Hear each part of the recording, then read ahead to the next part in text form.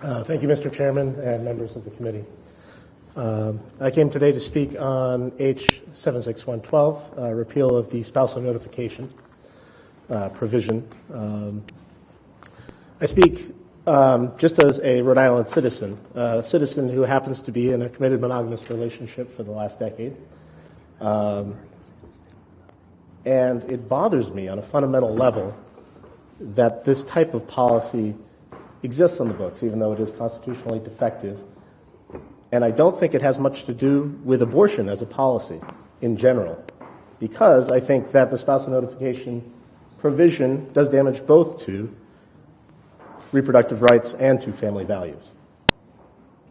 Now, relations are delicate and highly personal endeavors. Every relationship is different, and when it comes to marriage, we have two whole people who are also making another indissoluble whole. And because they're two whole people, and we spend a great deal of time with them, if we are married to them or have a relationship with them, we get to know them very well, both their good qualities and their bad ones, the ones that we fall in love with and also the ones that drive us crazy.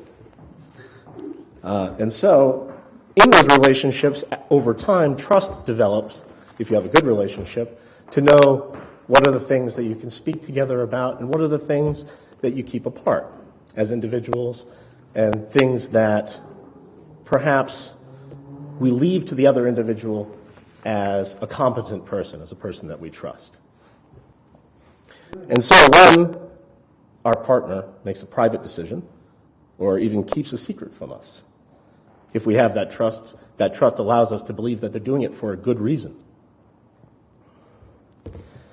And so often couples will choose not to discuss certain subjects. If you happen to be a Democrat and you're married to a Republican. If you happen to be pro-choice and you're married to somebody who's pro-life. Oftentimes, a couple who are together will choose not to discuss things that they know are going to cause harm to their relationship. And so it is conceivable that a husband would tell their wife, if you're going to have an abortion, don't tell me about it. I may not be comfortable with it, but I'm comfortable with you making that decision. Now, it's already been spoken about eloquently by the Coalition Against Domestic Violence.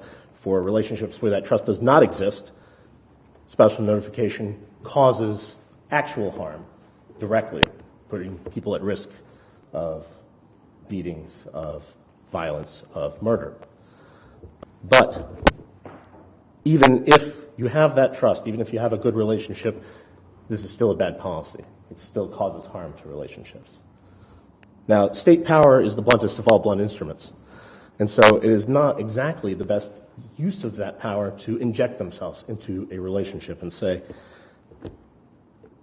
we are going to use our power to constrain or coerce or destroy by removing life, liberty, or property. In this case, telling a doctor, if you don't tell the husband of this wife that wants to have an abortion, that you are liable for significant penalties.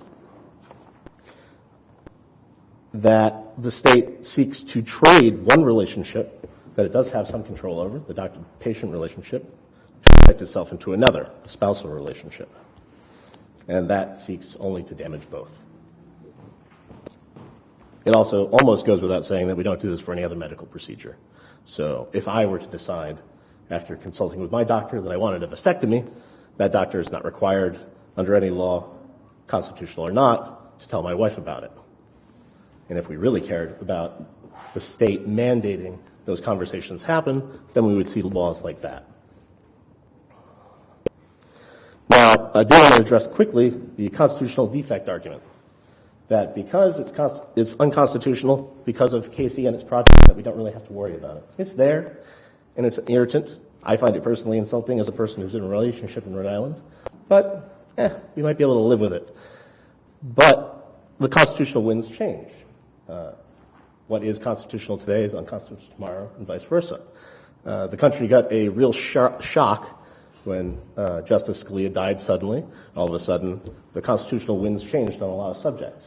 Now imagine if instead of Scalia dying, it was Ruth Bader Ginsburg. And now all of a sudden, Roe versus Wade and his progeny are up for grabs. We may find ourselves in a time where Roe v. Wade is no longer the law of the land, and when that time comes, these laws magically become inactive again. And when they become active, they will do the damage that they did when they were originally passed.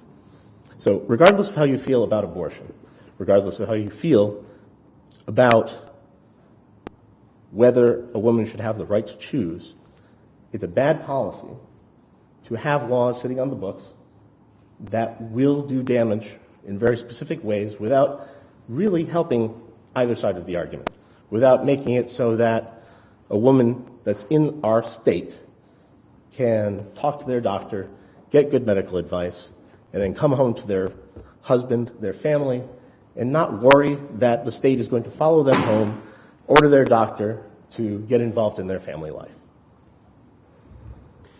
Thank you. Any questions for Jesse?